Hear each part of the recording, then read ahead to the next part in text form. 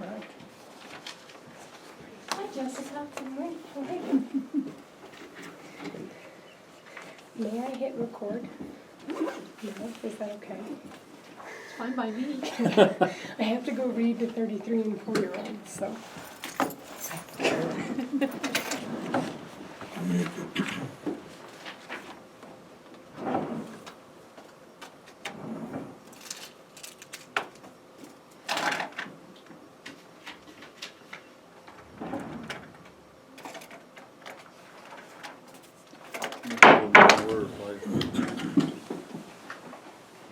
Pledge allegiance to the flag of the United States of America and to the republic for which it stands, one nation under God, indivisible, with liberty and justice for all. Morning, we'll open up with public comment. Is there any public comment? Okay, seeing none, I guess we will go to I do have a response from Okay. public comment from last week. okay. So there was a question about the cards that were sent out for the mosquito meeting up at the Big Bull. Anyway, they cost 60 cents each.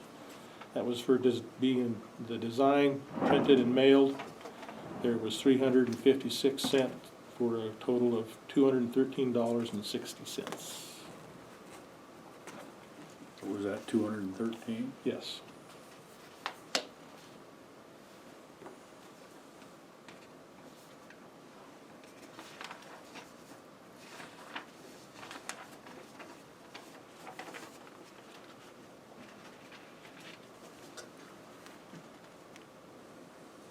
Did you guys have anybody else coming, Virgil, or?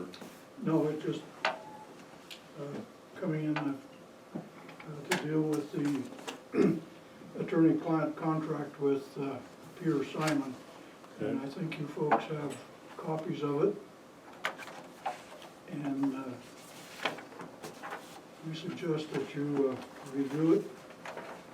And if it meets the criteria and standards for the county, let's move forward.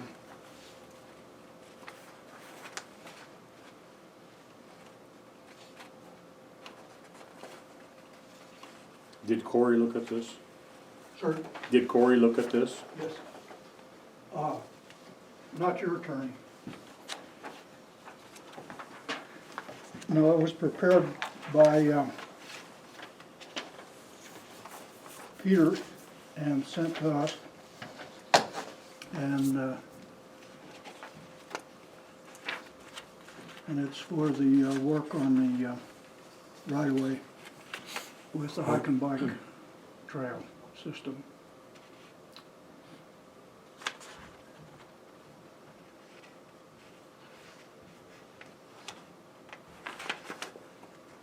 Does anyone have any questions or Virgil on this or anything? Or?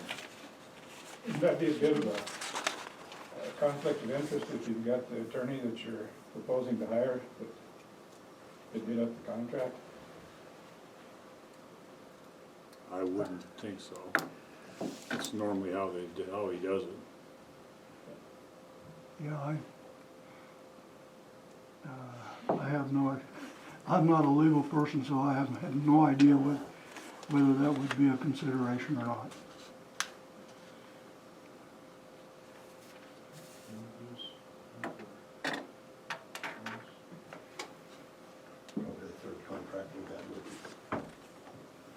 So this is, I don't think this is the first contract that Peters had helping the county.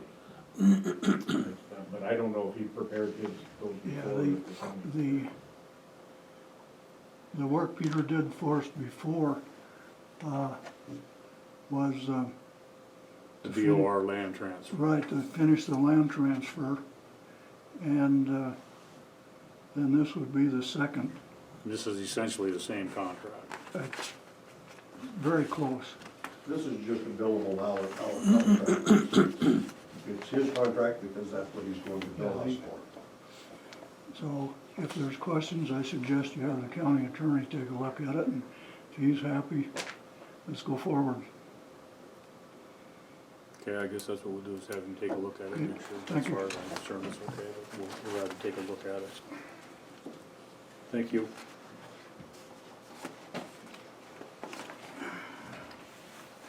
So the next item is the Brownsfield Cleanup Sub-Grant, 415 Broadway, Grover Building.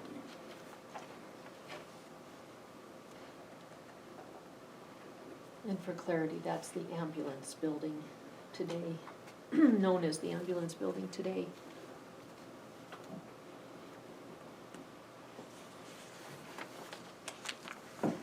So this is the agreement is effective September 2nd, 2019, by and between Broadwater County, Montana, here referred to as the sub-grant recipient and Snowy Mountain Development Corporation on behalf of the Central Montana Brownsfield Coalition, here referred to as SMBC.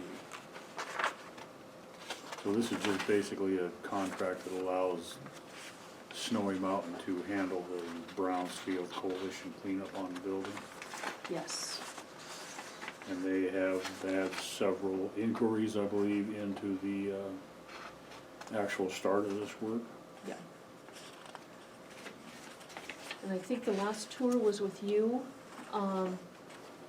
Maybe that was different. Wasn't that a month or two, maybe 3 ago? 3. 3? Yeah, long time. So basically, this is to keep the county from paying the demolition and cleanup costs, which is a great opportunity for our citizens, for the community overall.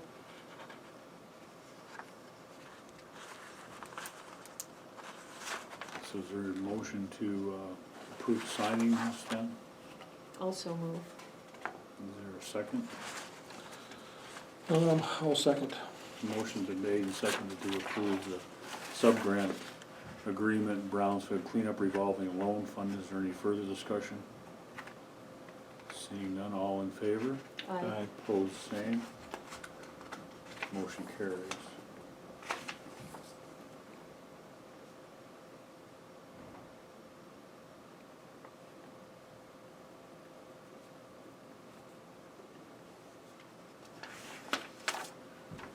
Commissioner, Yes, sir.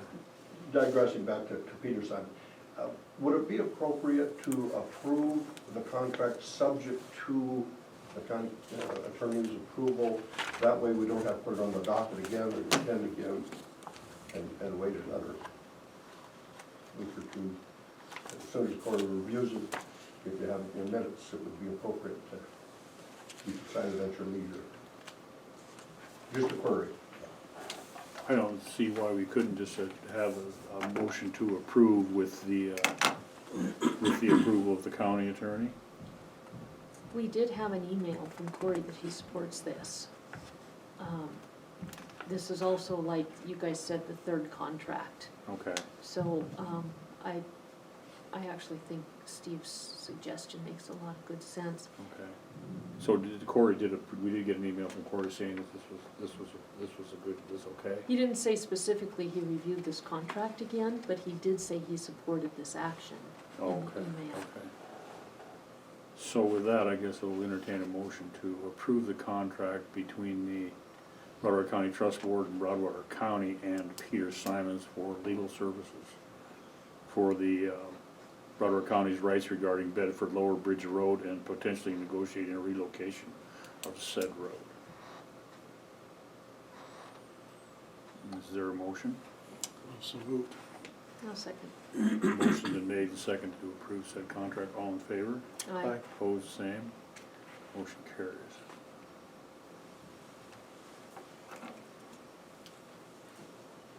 Thank you, Commissioners. Thank you, gentlemen. Thanks. Yeah,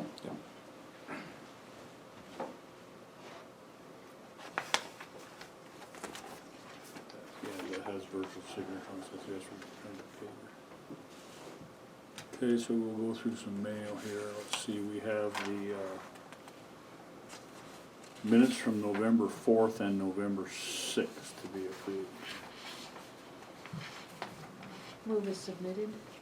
Move to approve as submitted, sorry. Is there a second? Second. Motion been made and second to approve minutes as submitted. All in favor? Aye. Aye. Opposed, same. Motion carries.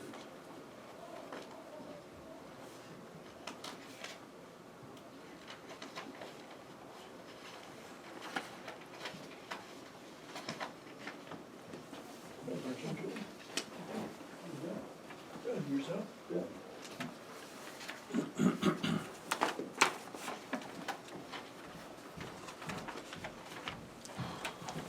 Have a letter from the Montana Board of Investments.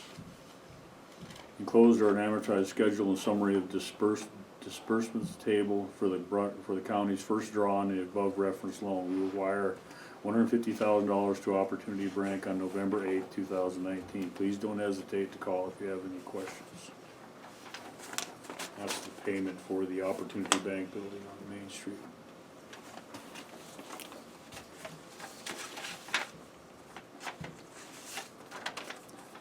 I have a letter here from C.B. Carson, Broadwater Deer Commissioners. It's been almost a year since I submitted a petition with nearly 50 signatures requesting that the county explore steps to establish a quiet train zone through parts of our county and city. I have not received a formal response from you and wonder if you have taken any action on this community request. As you may be aware, after considerable public demand, Helena has eliminated the train horns for 6 of 9 of their crossings, much to the relief of thousands of residents. Were you to examine the crossings on North Montana Avenue, which experiences heavy traffic, you would find that the mitigation for this quiet train crossing is very simple. And compared to some of our crossings, the Helena traffic is a fraction of what this main artery in Helena sees.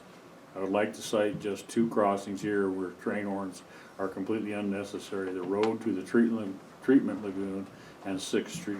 6th Street, which likely has at most 10 or 20 vehicles per day, already has crossing arms. The road to the treatment lagoon, which is not accessible to the public, has a gate which should be locked but is not. When I circulated the petition, I was largely met with residents who are more than aggravated by constant day and night train noise nuisance, but rather they are fed up. With more time and effort, I could have doubled or tripled the signature count. Effecting this improvement to our quality of life in Townsend would send a potent message to our community and statewide to Townsend and Broadwater County cares. G.B. Carson.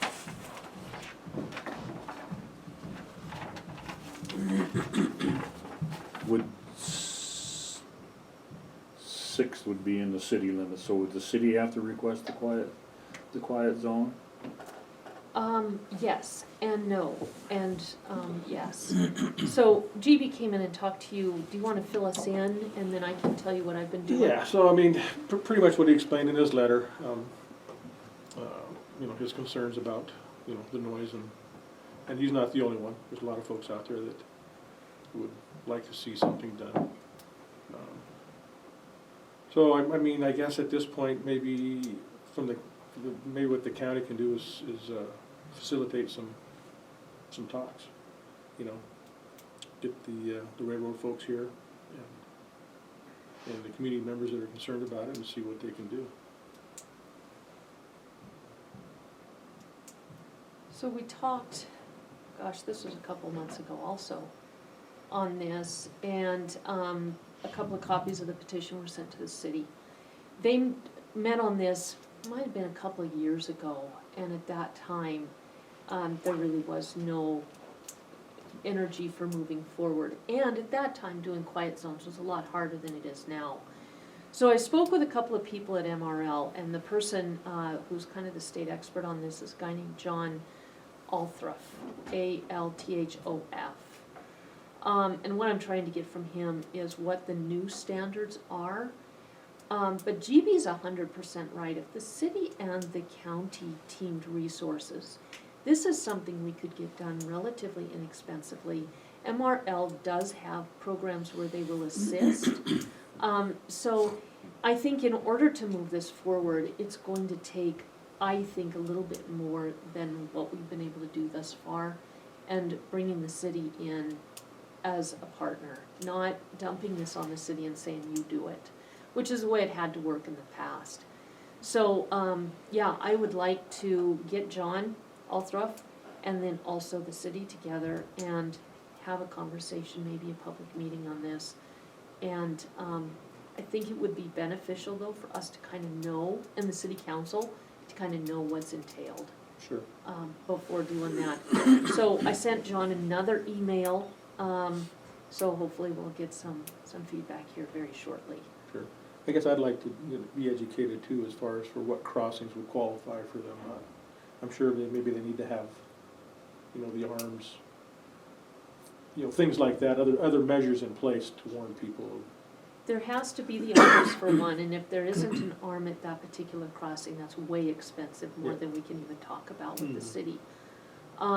If there is an arm, simple understanding from Helena is you have to have a divider between the traffic. So you've seen in Helena where they have essentially a curb in between the different sides of traffic. That's what we could Oh. put up going to the arm. The arm is number one, has to be there. Yep. The rest of it is construction, our crews are all capable of doing. It's not to say there won't be a cost, but anymore, I don't think it's cost prohibitive like it used to be. So, Would the railroad put those dividers in, or would the county and city have to put those dividers in? we would be a partner at least, so it may be on the city and the county, it may be something we can actually negotiate and share with MRL. Okay. And if we did it, it's personnel time and materials, we're already paying for the time, so it's really just materials. Brandon? I attended that city meeting, this came up, I think, last year or the year before, maybe same one you're talking about, Laura. The city was not interested in that whatsoever because it was so expensive. They have to put in new crossings, and it is all on the backs of the city. MRL was not gonna cover any of that, and for 2 crossings, it was just an insane number. I cannot tell you the exact number, but they were like, no. That's not happening, so you might check with Mayor Evans, and he could probably still have that paperwork in the cost. But I do remember sitting in that meeting with them, and they were not interested in it whatsoever. It kind of just dropped once that price tag came up. And that's why it'll be so important to have feedback from John Althruff. If they're the wrong arms, that would be something new, but something we need to know. But he is the expert, so as soon as he can get back to us, we'll have more of a starting point. And yeah, things have changed a lot, so hopefully this is an opportunity. And there's other small communities, Billings has done this, they're a big town, but there's 2 other small communities that have done this, so we can follow their lead maybe. But at least look into it. So should we maybe invite them to one of our commissioner meetings and have them, educate everybody on? That's exactly what, Yeah. and I think we need to start with John. Yeah. Again, Mhm. we need to know Okay. what we're looking at, what are the facts today? Well, then maybe that's what we should do. Yeah. Okay. Yes, Chuck? Has anybody ever done a decibel level study on the train horns? It's got to be excessive compared to what EPA levels are. For those of us who are near the tracks and watch the increase in traffic, train traffic from the time that it was mandated that they blow the whistle 3 times, preferably before the crossing, not on the crossing. But that, I would think, should be a part of any study that's done on this, to clarify what those decibel levels are and what is acceptable. Whether you can do a quiet zone or not, to me, they're way more excessive than they need. And to your point, Chuck, thank you for that. I think a lot of people absolutely agree with you. It's up to the engineers, is my understanding, on how they blow the horn too. Do they absolutely lay on it 3 times, and I'm sure you've heard that horn, or do they pop it 3 times? Well, it would be nice if we could at least use this as an opportunity to say, hey, pop the horn, don't lay on it, because. And they may just not have thought about the fact that there are so many homes surrounding. And a comment I have heard, some of the horns are mellow and some of them are just ear splitting, so, yeah. Depends on which engine it is. Mhm, yeah. But, Brandon? Yeah, I struggle along with the Hans too, and I'm several miles off of the highway and the railroad tracks, and, you know, it is a little ridiculous that all night long, it's every single farm field that they cross from Townsend to Toston and back. So I struggle with you, but, I've counted those, and it's actually three longs and a short at every single crossing that they cross, so, it's not even the people just on the track, it's off. I can't have my windows open at night because it's all night long. And I think that's when the railroad actually picks up their traffic, it seems like at night. There are a few engineers who are quite courteous, in the evenings you get doot, doot, doot, instead of long blast, but like by our place, you've got so many crossings, and between here and town, it's almost like it's constant whistle the whole way. Yeah, try from the other side of Toston all the way to town. Almost, Yeah, because. 'cause I can hear it. Those horns are so loud, you can actually, on a clear night, you can hear them hitting Oh, yeah. when they come past Austin. When you stand up on the top of the Elkhorns and you hear the whistle up there, Right? you know that that's a little bit more than you need. Although, we've had an accident at our crossing, and the train was blowing their whistle at the time, but the kid that was involved in that, his radio turned up pretty loud too, so, I don't know whether that. Okay, we will contact MRL and then see if they can send someone to a meeting. It's a letter from the Department of Environmental Quality. Public notice for the Grand Valley Estates Homeowners Association, Lincoln Road, north of Helena. Another one from DEQ for the Grand Valley Estates Homeowners Association for Class 1 groundwater outfall, Lincoln Road, north of Helena. And Explore the Power of Maps on GIS Day, November 13th, 2019. This is probably for our planning department and our Actually, that's for sanitary us. people. It's the Esri report. Okay. That's more economic development. Okay. Economic development news for state and local government.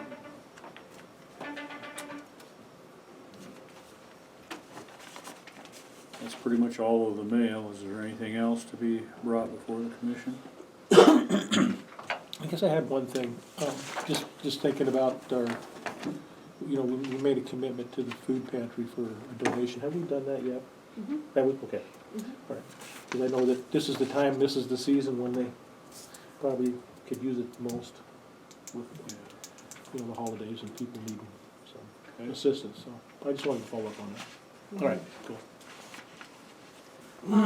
I do have something, I gave you both a couple of copies, this is from Al's visit this morning. And what I wanted to do is just go through it so that we can have this ready for next week to put on the agenda and follow through. Okay. So, the front page is his notes on what the questions were that we need. The format that you have in front of you is from BOR. So because they are our partner, that's probably the best format to work with. We just need to put our logo on the front page since this is a Broadwater County RFP, request for proposals. And then the X's, we just need to fill in that date. So the red is where he had questions. The first one is under general information, and it's 1.1.3. So we can either leave that in, I'll give you a second to read it.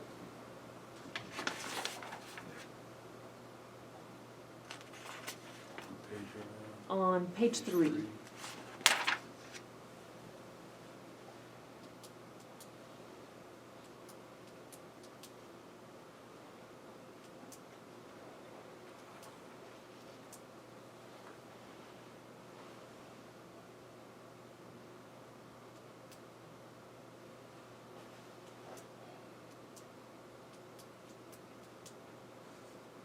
So we can either leave this in or take it out. If we leave it in, we just need to be cognizant and verbal that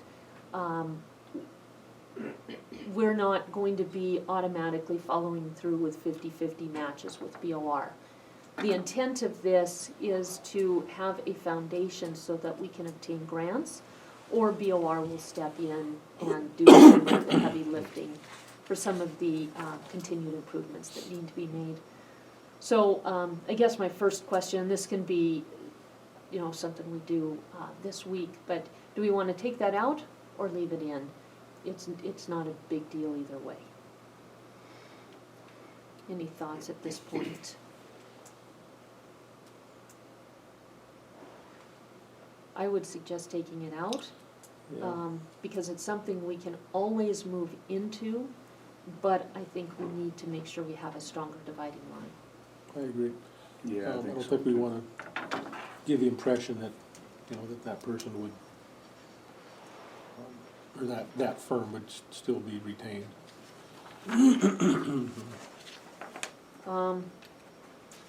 Questions regarding the proposal, I think it should be the full commission, but I also would like to be named on that as this is in my district. Any issues with that? No, You're talking about 1.3? Yeah. the name, title, address. Yeah, so that would be Broadwater County. And then just maybe attention. But that way we all are privy to all the information, which I think is important. 1.5, put on our website. If you Google Broadwater County, you come directly to the Broadwater County page. It doesn't take you to the community page.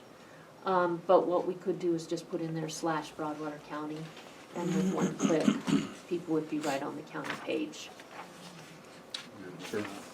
And that would be until we have anything else. And then there's quite a few pages without red. And this is from Al Christofferson and his team, so thanks Al for this. The next one is page 11 of 15, section 4. This would be more of a federal government requirement, something we have not done in the past. And if you look at 4.1.2, 4.1.3, 4.1.4, and 4.1.5, it has a number of pages. You need one page for the title page, you need one page for the table of contents, you need one page for the letter of transmittal, and you need 50 pages maximum, 15 for the core content. I would like to suggest that we just remove all those. You don't want to limit somebody in their proposal, and you don't want somebody to just fill in words so they get close to 15. Sure. Nothing is Yeah. worse than reading words that are just added for fluff. All right, All right, so I take that as a yes. yes. Okay. And then section 5. The red is actually, I'll give you a second to read, sorry.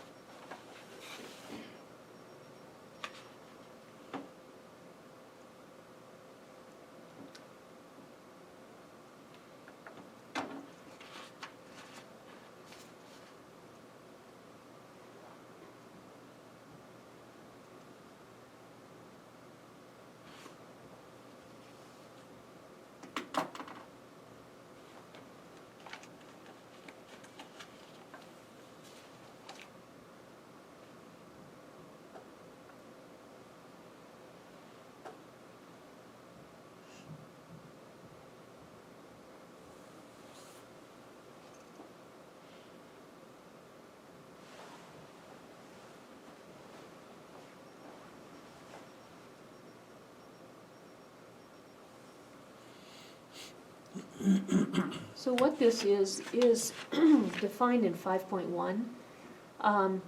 Proposals will be evaluated using a criteria weighing and rating matrix. If you actually put that in the RFP, you are going to get people writing to that criteria versus telling us what they want to do for us. I think we should I know we should absolutely continue to use a rating system as we have in the past, but I don't think we need to put it in there. It is roughly described in the 5.2, 5.3, 5.4, 5.6, et cetera. So if it's good with you guys, let's take out the red there. And let it be defined more roughly, but yet follow a very structured process. Yeah, I agree. Okay, I agree, yeah. cool. And with that, we will need, oh, and section 6 has some red also, that's from Debbie. We can go to Debbie to get the details on our insurance, unless you guys have it memorized. So we'll need a committee.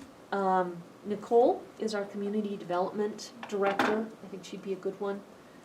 BOR as our partner should absolutely be involved.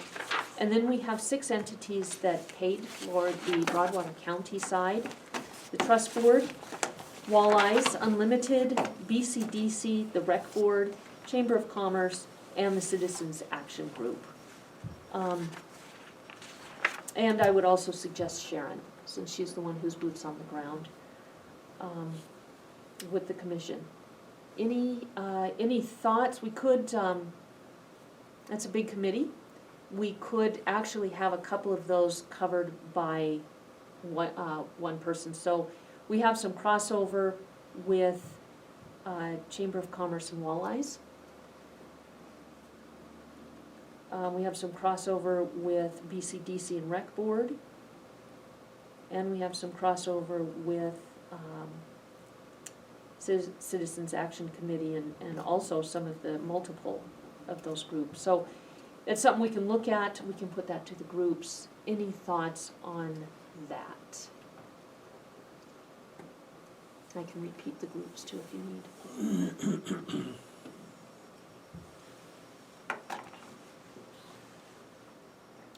I mean, they need to be represented, so. Yeah. Yeah. Okay, so can we put this on the agenda for next week? Is that good with you guys? All right. Thanks, Al. I'll send y'all everything. Yeah, Yeah. okay, thanks. Yeah, just get together, I'll fill those up and make sure I get a good tight review from the BOR. I think Sounds that's good. the last step, and then we'll date it for next Monday. Okay. Is there a Sounds plan great. to approve the RFP then next Monday? Mhm. Okay. Okay. Okay, thank you very much. Thanks, Al. Thanks, Al.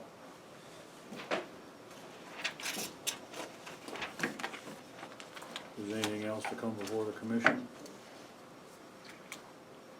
If not, then we will adjourn at 10:34. Dun, dun, dun, dun. Joe, you missed it by 5 minutes. Oh, sorry. Yeah, that's all right, we were a little ahead of schedule. Yeah. I kept trying to catch your eye to let you know.